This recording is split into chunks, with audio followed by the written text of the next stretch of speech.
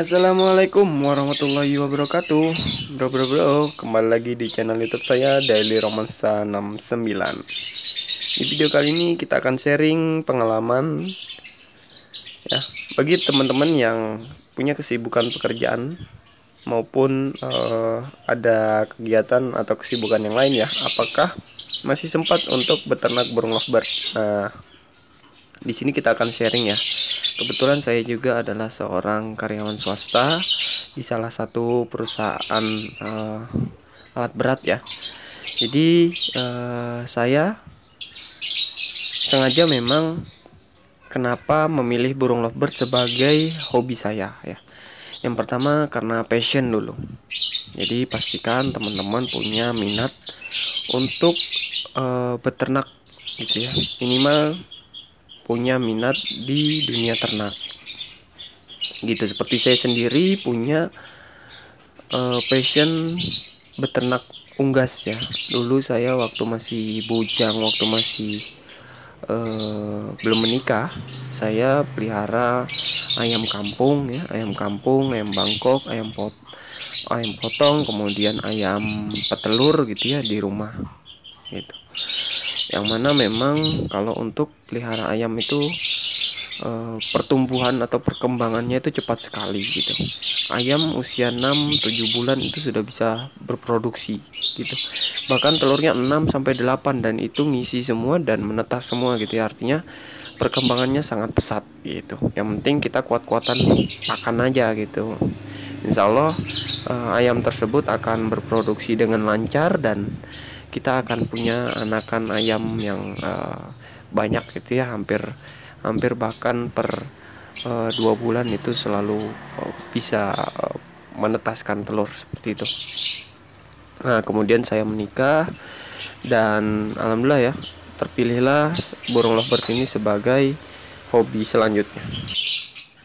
Kalau ditanya kenapa memilih hobi burung lovebird dibandingkan hewan-hewan peternakan lainnya gitu ya, karena yaitu tadi kembali lagi passion saya adalah beternak unggas gitu ya.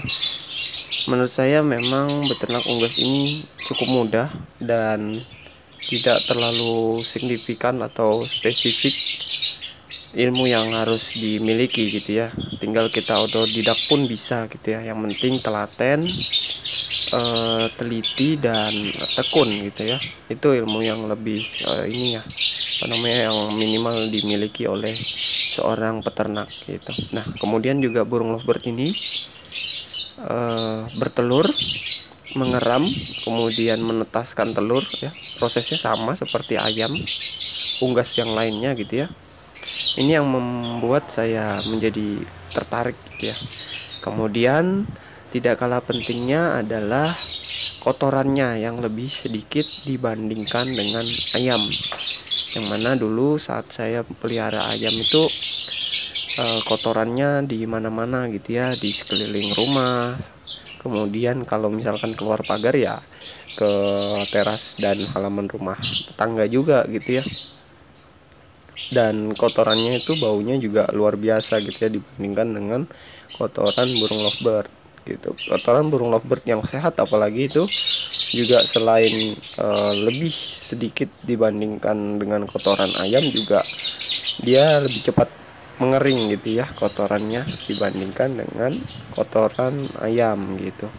Makanya kalau di tempat saya, setelah saya memutuskan untuk beternak burung lovebird, lovebird yang saya pelihara ini, kemudian saya lebih baik mencegah penyakit daripada saya mengobati penyakit seperti itu. Jadi kalau di peternakan saya lebih baik mencegah daripada mengobati. Kenapa? Ya seperti kata-kata orang bijak lainnya gitu ya, atau dokter bahkan, ya lebih baik mencegah daripada mengobati. Karena kalau sudah mengobati tentunya dia sudah merasakan atau sudah pernah mengalami sakit gitu ya. Nah tapi kalau kita lebih baik mencegah daripada mengobati, nah kita cegah dulu potensi-potensi penyakit apa yang akan menyerang gitu ya, akan menulari si burung gitu ya. Nah ini kita cegah. Makanya sirkulasi udara itu sangat penting gitu ya di peternakan saya. Kemudian ketika ada udara dingin, kemudian atau udara panas, nah ini kita batasi gitu ya. Jangan langsung terpapar kepada kandang-kandang kita, karena kita tidak tahu kandungan apa yang ada di dalam udara tersebut, baik udara panas maupun udara dinginnya gitu. Nah, kemudian untuk pencegahan lainnya yaitu minuman yang di dalam kandang itu sebisa mungkin maksimal 2 kali sehari itu diganti gitu ya. Diganti bukan hanya sekedar diganti, tapi juga dicuci tempatnya, karena teman-teman kalau misalkan rutin mencuci itu dalam sehari atau maksimal 2 hari itu pun sudah mulai seperti ada lemak atau lendirnya ya di dalam cepuk air minum. Makanya kita mesti rajin-rajin dalam mencucinya seperti itu. Kemudian pastikan airnya yang diberikan adalah air bersih gitu ya. Sebenarnya tidak perlu air matang, air PDAM atau air hujan, itu air hujan bahkan lebih baik gitu ya, karena kandungannya alkali gitu ya, sebagai bahan alkali. Nah ini yang sudah saya terapkan di tempat saya gitu ya. Jadi menggunakan air hujan yang sudah ditampung beberapa hari, sehingga untuk kotoran-kotorannya, untuk kandungan-kandungan berat lainnya itu sudah mengendap di bawah gitu. Jadi air yang di atas bisa kita gunakan dengan semaksimal mungkin gitu ya, seperti itu. Kemudian untuk pakan jangan sampai kehabisan, jangan sampai kita terlambat dalam menambahkan pakan gitu, bijian ya. Karena kalau kita terlambat memberikan pakan, jangan sampai nanti burung lovebird kita beranggapan bahwa pakannya habis nih, akhirnya dia malas-malasan makan atau malas-malasan cari bijian yang lainnya gitu ya. Akhirnya lama-lama stres, sakit, mati gitu ya. Nah ini yang kita hindari. Makanya jangan sampai pakan itu habis, terlebih bagi burung-burung lovebird yang sedang meloloh anakan gitu ya, karena ini sangat fatal ketika kita telat menambahkan bahan pakan atau bijian-bijian yang makanan pokoknya mereka gitu ya, minimal ada millet gitu. Nah kalau di peternakan saya, selain ada millet ataupun kenarisit, ketika ada indukan yang sedang meloloh anak, saya tambahkan dengan pur ayam dan jagung muda gitu. Nah ini bisa mempermudah bagi lovebird untuk memberikan makan pada lolohannya gitu ya.